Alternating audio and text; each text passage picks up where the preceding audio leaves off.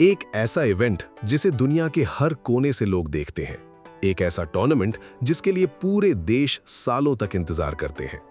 जब world cup शुरू होता है तब स्कूल्स, ऑफिसेज, मार्केट्स और पूरी सिटीज तक रुक जाती हैं, सिर्फ एक फुटबॉल मैच देखने के लिए। लेकिन एक सवाल है, आखिर फुटबॉल का ये टूर्नामेंट इतना बड़ा कैसे बना? कौन था वो इंसान जिसने सबसे पहला वर्ल्ड कप ऑर्गेनाइज करने का सपना देखा? क्यों वर्ल्ड कप हर 4 साल में होता है? प्लेयर्स को कितने पैसे मिलते हैं? विनिंग टीम कितना पैसा जीतती है? और कौन सी टीम वर्ल्ड कप हिस्ट्री की सबसे सक्सेसफुल टीम है? आज हम फीफा वर्ल्ड कप की पूरी कहानी जानेंगे। एक ऐसी कहानी जो सिर्फ फुटबॉल की नहीं, बल्कि पॉलिटिक्स, मनी, बिजनेस और ग्लोबल इन्फ्लुएंस की भी कहानी है। 1900 के आसपास दुनिया बिल्कुल अलग थी। आज की तरह इंटरनेट नहीं था, टीवी नहीं था, सोशल मीडिया नहीं था, लेकिन फुटबॉल था। और फुटबॉल यूरोप में तेजी से पॉपुलर हो रहा था। इंग्लैंड, स्कॉटलैंड, फ्रांस और दूसरे यूरोपियन देशों में फुटबॉल लोगों की जिंदगी का हिस्सा बन चुका था। प्रॉब्लम यह थी कि हर कंट्री अपने रूल्स के हिसाब से खेल रही थी। कोई ग्लोबल ऑर्गेनाइजेशन नहीं थी जो सबको एक साथ ला सके। इसी वजह से 21 मई 1904 को पेरिस, फ्रांस में एक हिस्टोरिकल मीटिंग हुई। यही वो दिन था जब फीफा का जन्म हुआ। फीफा का फुल फॉर्म है federation international day football association, या सिंपल वर्ड्स में इंटरनेशनल फुटबॉल फेडरेशन। शुरुआत में सिर्फ 7 कंट्रीज मेंबर बनी थीं: France, Belgium, Netherlands, Switzerland, Denmark, Sweden और स्पेन। उस वक्त किसी ने नहीं सोचा था कि ये ऑर्गेनाइजेशन एक दिन दुनिया की सबसे पावरफुल स्पोर्ट्स बॉडी बन जाएगी। 1900 में फुटबॉल ओलंपिक गेम्स का हिस्सा था, लेकिन ओलंपिक्स में एक प्रॉब्लम थी। प्रोफेशनल फुटबॉलर्स अलाउड नहीं थे, सिर्फ एमेचर प्लेयर्स ही खेल सकते थे। ये बात फीफा को पसंद नहीं आई। उन्हें लगता था कि फुटबॉल को अपना इंडिपेंडेंट ग्लोबल टूर्नामेंट मिलना चाहिए। और यहां एंट्री होती है एक आदमी की, जूल्स रिमे। ये नाम वर्ल्ड कप हिस्ट्री का सबसे इंपॉर्टेंट नाम है। जूल्स रिमे फीफा प्रेसिडेंट बने और उन्होंने एक ड्रीम देखा, एक ऐसा टूर्नामेंट जहां दुनिया की बेस्ट नेशनल टीम्स एक दूसरे के खिलाफ खेलें। उस समय बहुत लोगों को लगा कि ये इम्पॉसिबल है। ट्रैवल महंगा था, फ्लाइट्स कॉमन नहीं थी, टीम्स को शिप से ट्रैवल करना पड़ता था। लेकिन जूल्स रिमे ने हार नहीं मानी और फाइनली 1930 में पहला फीफा वर्ल्ड कप ऑर्गेनाइज हुआ। होस्ट कंट्री थी उरुग्वे। सिर्फ 13 टीम्स। आज के 48 टीम्स वाले वर्ल्ड कप के सामने ये बहुत छोटा लगता है, लेकिन उस वक्त ये रेवोल्यूशनरी था। कई यूरोपियन टीम्स आना ही नहीं चाहती थीं, क्योंकि ट्रैवल बहुत लंबा और महंगा था। कुछ टीम्स को अटलांटिक ओशन क्रॉस करने में वीक्स लग गए। लेकिन टूर्नामेंट हुआ और हिस्ट्री बन गई। फाइनल मैच में उरुग्वे ने अर्जेंटीना को 4-2 से हरा दिया और फीफा वर्ल्ड कप का पहला चैंपियन बन गया। जूल्स रिमे का सपना सच हो चुका था, लेकिन किसी को नहीं पता था कि आने वाले 100 सालों में ये इवेंट दुनिया का सबसे बड़ा स्पोर्टिंग स्पेक्टिकल बन जाएगा। बहुत लोग पूछते हैं, वर्ल्ड कप हर साल क्यों नहीं होता? आंसर सिंपल है, वर्ल्ड कप को स्पेशल बनाने के लिए, नेशनल टीम्स को क्वालिफाई करने के लिए सालों तक प्रिपरेशन करनी पड़ती है। कॉन्टिनेंटल टूर्नामेंट्स होते हैं, प्लेयर्स क्लब्स के लिए भी खेलते हैं। अगर वर्ल्ड कप हर साल हो तो उसकी वैल्यू कम हो जाएगी। इसीलिए फीफा ने 4 ईयर साइकिल चूज की और आज भी वही सिस्टम फॉलो होता है। हर 4 साल में दुनिया रुक जाती है और फुटबॉल सेंटर स्टेज पर आ जाता है। शुरुआत में सिर्फ 7 मेंबर्स थे। आज 200 से भी ज्यादा नेशनल एसोसिएशंस फीफा का हिस्सा है। ये यूनाइटेड नेशंस के मेंबर कंट्रीज से भी ज्यादा है। फुटबॉल की सिंप्लिसिटी ने इस ग्रोथ को पॉसिबल बनाया। क्रिकेट के लिए इक्विपमेंट चाहिए, बेसबॉल के लिए इक्विपमेंट चाहिए, लेकिन फुटबॉल एक बॉल और थोड़ी सी जगह, बस। इसी वजह से फुटबॉल यूरोप से निकलकर साउथ अमेरिका, अफ्रीका, एशिया और मिडिल ईस्ट तक पहुंच गया। आज Brazil, Argentina, Germany, France, Spain, England, Japan, South Korea, Morocco और कई कंट्रीज फुटबॉल पावर्स बन चुकी हैं। अब एक इंटरेस्टिंग सवाल, क्या दुनिया की हर कंट्री वर्ल्ड कप खेल सकती है? टेक्निकली हाँ, लेकिन एक कंडीशन के साथ, कंट्री को फीफा का मेंबर होना चाहिए। आज फीफा के 200 से ज्यादा मेंबर एसोसिएशंस हैं। ये टीम्स अलग-अलग कॉन्टिनेंटल फेडरेशंस में डिवाइड होती हैं। यूरोप, यूईएफए, ये दुनिया का सबसे कम्पिटिटिव फुटबॉल रीजन माना जाता है। Germany, France, England, Spain, Portugal, Italy, Croatia और कई स्ट्रॉन्ग टीम्स यहीं से आती हैं। साउथ अमेरिका, कॉन्मेबॉल, सिर्फ 10 कंट्रीज लेकिन फुटबॉल टैलेंट का खजाना। Brazil, Argentina, Uruguay, Colombia, Chile. इस रीजन ने फुटबॉल को लेजेंड्स दिए हैं। Asia, AFC, Japan, South Korea, Saudi Arabia, Australia, Iran, Qatar. आज एशिया फुटबॉल में तेजी से ग्रो कर रहा है। Africa, CAF, Morocco, Egypt, Nigeria, Cameroon, Senegal. Africa को फ्यूचर फुटबॉल पावर हाउस माना जाता है। North America, CONCACAF, United States, Mexico, Canada, Costa Rica. Oceania, OFC, New Zealand और कुछ पैसिफिक आइलैंड नेशंस। लेकिन वर्ल्ड कप में जगह बनाना इनके लिए सबसे मुश्किल होता है। वर्ल्ड कप में डायरेक्ट एंट्री नहीं मिलती।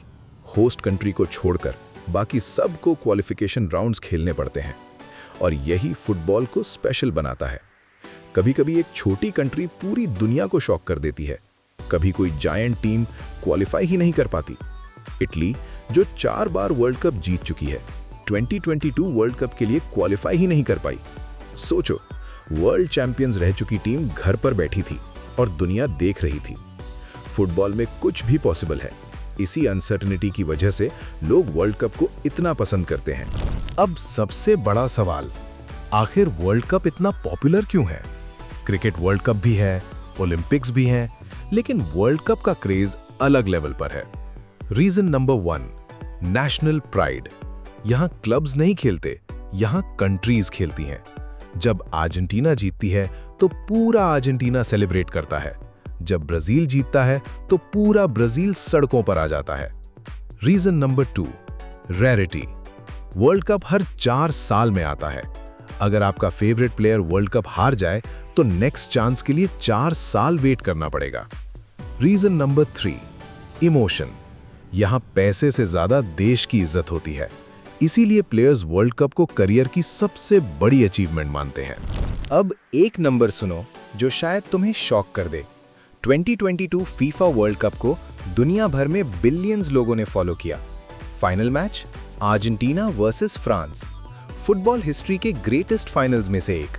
Messi versus Mbappe, penalty shootout, drama, emotion, सब कुछ। और इसी वजह से वर्ल्ड कप फाइनल दुनिया के सबसे ज्यादा देखे जाने वाले स्पोर्टिंग इवेंट्स में से एक बन गया। कंट्रीज जहां वर्ल्ड कप सबसे ज्यादा देखा जाता है, Brazil, Argentina, Germany, France, England, Mexico. India में भी वर्ल्ड कप का क्रेज तेजी से बढ़ रहा है, खासकर मेसी और रोनाल्डो एरा के बाद। अब तक हमने देखा कि फीफा कैसे बना, लेकिन अब सवाल यह है, आखिर फीफा इतना पावरफुल कैसे बना? क्योंकि सच ये है, आज फीफा सिर्फ फुटबॉल ऑर्गेनाइज नहीं करता, ये दुनिया के सबसे बड़े स्पोर्ट्स बिजनेसेस में से एक है। हर वर्ल्ड कप के साथ FIFA billions of dollars generate करता है। और ये पैसे आते कहां से हैं? सबसे पहला सोर्स है ब्रॉडकास्टिंग राइट्स। जब वर्ल्ड कप होता है, टीवी चैनल्स फीफा को पैसे देते हैं ताकि वो मैचेस दिखाने का राइट खरीद सकें। इंडिया में अलग ब्रॉडकास्टर, यूरोप में अलग, अमेरिका में अलग, मिडिल ईस्ट में अलग। सिर्फ ब्रॉडकास्टिंग राइट्स ही फीफा को बिलियंस कमा कर देते हैं। दूसरा सोर्स है स्पॉन्सरशिप्स। सोचो, जब पूरी दुनिया एक ही इवेंट देख रही हो तो कौन सी कंपनी अपना एडवर्टाइजमेंट नहीं दिखाना चाहेगी? इसीलिए दुनिया की बड़ी कंपनियां फीफा के साथ जुड़ती हैं। Adidas, Coca Cola, Visa, Hyundai, Kia, Qatar Airways और कई ग्लोबल ब्रांड्स। ये कंपनीज फीफा को ह्यूज स्पॉन्सरशिप फीस देती हैं, सिर्फ इसलिए ताकि उनका लोगो वर्ल्ड कप के साथ दिखे। तीसरा सोर्स है merchandise, jerseys, footballs, scarves, caps, official products. हर वर्ल्ड कप में करोड़ों लोग मर्चेंडाइज खरीदते हैं और फीफा की अर्निंग और बढ़ जाती है। इसी तरह फुटबॉल एक गेम से एक ग्लोबल बिजनेस बन गया और फीफा उस बिजनेस का किंग बन गया। अब आते हैं एक बहुत पॉपुलर क्वेश्चन पर। वर्ल्ड कप में खेलने वाले प्लेयर्स कितना पैसा कमाते हैं? बहुत लोग सोचते हैं कि फीफा डायरेक्ट मेसी, एम्बापे या रोनाल्डो को करोड़ देता है, लेकिन सिस्टम थोड़ा अलग है। फीफा पैसे नेशनल फुटबॉल एसोसिएशंस को देता है, फिर हर कंट्री अपने प्लेयर्स को बोनस डिस्ट्रीब्यूट करती है। एग्जाम्पल, अगर अर्जेंटीना वर्ल्ड कप जीतती है तो अर्जेंटीना फुटबॉल एसोसिएशन प्लेयर्स को विनिंग बोनस देती है। इसीलिए एग्जैक्ट अमाउंट हर कंट्री में अलग होता है, लेकिन एक बात कॉमन है, वर्ल्ड कप विनिंग स्क्वाड के प्लेयर्स को मिलियंस ऑफ डॉलर्स के बोनसेस मिल सकते हैं। और सबसे बड़ी बात, वर्ल्ड कप ट्रॉफी की वैल्यू पैसे से भी ज्यादा होती है, क्योंकि वर्ल्ड कप जीतने के बाद प्लेयर फुटबॉल हिस्ट्री में इमॉर्टल हो जाता है। इसीलिए मेसी के लिए भी 2022 वर्ल्ड कप ट्रॉफी उसके करियर की सबसे बड़ी अचीवमेंट मानी जाती है। अब आते हैं हिस्ट्री के सबसे इंटरेस्टिंग पार्ट पर। आखिर वर्ल्ड कप हिस्ट्री की सबसे सक्सेसफुल टीम कौन है? जवाब है ब्राजील। ब्राजील ने 5 बार फीफा वर्ल्ड कप जीता है, 1958, 1962, 1970, 1994 और 2002 में। और आज भी कोई टीम ब्राजील के 5 वर्ल्ड कप टाइटल्स को क्रॉस नहीं कर पाई। ब्राजील का फुटबॉल सिर्फ स्पोर्ट नहीं, कल्चर है, रिलीजन की तरह, पैशन की तरह, आइडेंटिटी की तरह। फिर आती हैं जर्मनी और इटली। दोनों ने 4 वर्ल्ड कप्स जीते हैं और फुटबॉल हिस्ट्री में लेजेंडरी टीम्स मानी जाती हैं। उसके बाद अर्जेंटीना। अर्जेंटीना ने मल्टीपल वर्ल्ड कप्स जीते हैं और दुनिया को डिएगो मैराडोना और लियोनेल मेसी जैसे लेजेंड्स दिए हैं। फ्रांस, मॉडर्न फुटबॉल की स्ट्रॉन्गेस्ट टीम्स में से एक, 1998, 1999 और कई वर्ल्ड कप्स में डोमिनेंट परफॉर्मेंस। इसी वजह से वर्ल्ड कप हिस्ट्री सिर्फ मैचेस की हिस्ट्री नहीं, लेजेंडरी नेशंस की राइवलरी की हिस्ट्री भी है। सोचो, एक प्लेयर 4 साल तक वेट करता है। अगर वो टूर्नामेंट हार जाए तो शायद उसके पास सिर्फ एक और चांस बचे, या शायद कोई चांस ना बचे। इसीलिए वर्ल्ड कप में इमोशंस अलग लेवल पर होते हैं। कुछ प्लेयर्स रोते हैं, कुछ सेलिब्रेट करते हैं, कुछ अपनी पूरी जिंदगी का सपना पूरा करते हैं और कुछ सपना टूटते हुए देखते हैं। यही रीजन है कि वर्ल्ड कप क्लब फुटबॉल से अलग फील होता है। यहाँ सिर्फ ट्रॉफी नहीं, देश की इज्जत दांव पर होती है। अब एक इंटरेस्टिंग सवाल, आखिर फीफा वर्ल्ड कप सबसे ज्यादा कहां देखा जाता है? अगर आप सोच रहे हैं सिर्फ यूरोप, तो जवाब है नहीं। वर्ल्ड कप एक ट्रूली ग्लोबल इवेंट है। ब्राजील में वर्ल्ड कप फेस्टिवल की तरह मनाया जाता है। अर्जेंटीना में पूरी सिटीज रुक जाती हैं। जर्मनी में पब्लिक स्क्रीनिंग्स होती हैं। फ्रांस में मिलियंस लोग सड़कों पर निकल आते हैं। इंग्लैंड में पब्स भर जाते हैं। मेक्सिको में फैमिलीज एक साथ मैचेस देखती हैं। और एशिया में भी फुटबॉल का क्रेज लगातार बढ़ रहा है। Japan, South Korea, Saudi Arabia, Indonesia, India, यहाँ भी वर्ल्ड कप ऑडियंस हर टूर्नामेंट के साथ बढ़ रही है। लेकिन अगर फुटबॉल पैशन की बात करें तो ब्राजील और अर्जेंटीना का लेवल अलग ही है। वहाँ फुटबॉल सिर्फ स्पोर्ट नहीं, लाइफस्टाइल है, आइडेंटिटी है और कई लोगों के लिए जिंदगी का हिस्सा है। अब चलते हैं मॉडर्न फुटबॉल की सबसे इमोशनल मोमेंट की तरफ। 2022 फीफा वर्ल्ड कप, कतर। दुनिया की नजर एक ही नाम पर थी, लायनल मेसी। मेसी ने सब कुछ जीत लिया था, Champions League, Ballon d'Or, league titles, records, trophies. लेकिन एक चीज मिसिंग थी, वर्ल्ड कप। और बहुत लोग कहते थे जब तक मेसी वर्ल्ड कप नहीं जीतेगा तब तक मैराडोना के लेवल पर नहीं पहुंच पाएगा। फिर आया final, Argentina versus France, football history के ग्रेटेस्ट मैचेस में से एक।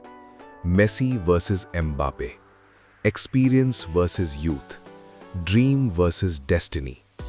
120 मिनट्स के बाद भी विनर डिसाइड नहीं हुआ, मैच पेनल्टीज तक गया और फिर अर्जेंटीना जीत गया। मेसी ने फाइनली वर्ल्ड कप ट्रॉफी उठा ली। उस रात सिर्फ अर्जेंटीना नहीं जीता था, फुटबॉल जीता था, एक सपना जीता था और हिस्ट्री कंप्लीट हो गई थी। लेकिन फीफा यही नहीं रुक रहा। फुटबॉल लगातार इवॉल्व हो रहा है। टेक्नोलॉजी आ रही है। VAR आ गया, गोल लाइन टेक्नोलॉजी आ गई, एडवांस्ड एनालिटिक्स आ गए और सबसे बड़ा चेंज 2026 फीफा वर्ल्ड कप। पहली बार टूर्नामेंट में 48 टीम्स होंगी, यानी और ज्यादा कंट्रीज, और ज्यादा मैचेस, और ज्यादा फैंस और ज्यादा एक्साइटमेंट। फीफा का गोल सिंपल है, फुटबॉल को दुनिया के हर कोने तक पहुंचाना। और आज लगभग हर कॉन्टिनेंट में फुटबॉल का इन्फ्लुएंस दिखाई देता है। सोचो, 1904 में सिर्फ 7 कंट्रीज ने मिलकर एक फुटबॉल ऑर्गेनाइजेशन बनाई थी। किसी ने नहीं सोचा था कि ये ऑर्गेनाइजेशन एक दिन पूरी दुनिया को जोड़ देगी। 1930 में सिर्फ 13 टीम्स के साथ वर्ल्ड कप शुरू हुआ। आज बिलियंस लोग इसे देखते हैं। करोड़ों लोग स्टेडियम्स और स्क्रीन्स के सामने बैठते हैं। पूरे देश सेलिब्रेट करते हैं और फुटबॉल लेजेंड्स जन्म लेते हैं। ब्राजील की डोमिनेंस, जर्मनी की कंसिस्टेंसी, इटली की ग्रेटनेस, अर्जेंटीना का पैशन, फ्रांस का राइज और मेसी की हिस्टोरिक विक्ट्री, ये सब फीफा वर्ल्ड कप की कहानी का हिस्सा है। लेकिन शायद वर्ल्ड कप की सबसे बड़ी ताकत फुटबॉल नहीं है। उसकी सबसे बड़ी ताकत है लोगों को एक साथ लाना। लैंग्वेज अलग हो सकती है, कल्चर अलग हो सकता है, रिलीजन अलग हो सकता है, लेकिन जब वर्ल्ड कप शुरू होता है तो पूरी दुनिया एक ही गेम देखती है। और इसीलिए फीफा वर्ल्ड कप सिर्फ एक टूर्नामेंट नहीं, ये दुनिया का सबसे बड़ा सेलिब्रेशन है फुटबॉल का, हिस्ट्री का और ह्यूमैनिटी का। अगर आपको फीफा वर्ल्ड कप की ये कंप्लीट जर्नी पसंद आई हो तो वीडियो को लाइक जरूर करें और सब्सक्राइब करें एपॉक 1 को, जहां हम हिस्ट्री, फुटबॉल, कंट्रीज और दुनिया की सबसे इंटरेस्टिंग स्टोरीज को सिंपल और सिनेमैटिक डॉक्यूमेंट्रीज में एक्सप्लोर करते हैं। मिलते हैं नेक्स्ट स्टोरी में।